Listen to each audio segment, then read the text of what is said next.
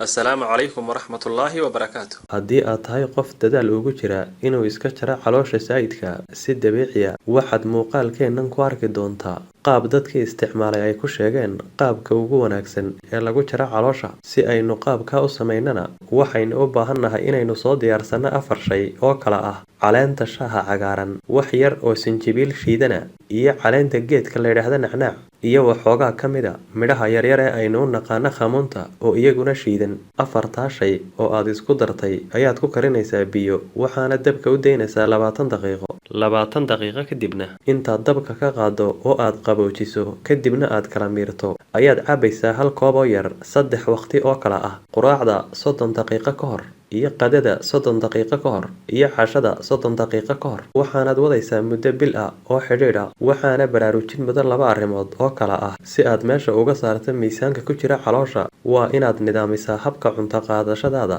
iyo arrinta labaad oo ah markaad isticmaalaysa dhirtan waxa muhiima inaad iska hubiso inaad ku leedahay xasaasiyad. buurnaantu ama cayilnaantu maaha wax u fiican caafimaadka jidhka, waxaanay dhakhaatiirtu in badan ku celceliyaan in la iska dhimo miisaanka saayidka ah, iyagoo sheega markastoo miisaanka qofku saayid uu noqdo inay ka dhigan tahay inuu wajahayo khatar caafimaad. wadamada qaarkoodna waxaa looga yaqaanaa buurnaanta xanuunka casriga ah. dowladaha qaarkoodna waxay dhib ku qabaan siday dadkooda ugala dagaalami lahaayeen buurnaanta ama cayilnaanta saayidka ah. haddaba haddii aad tahay qof miisaankiisa uu saayid yahay isla markaana u baahan inuu isaga rido si dabiici ah, waxaad isticmaali doontaa cabitaankan muddo bila.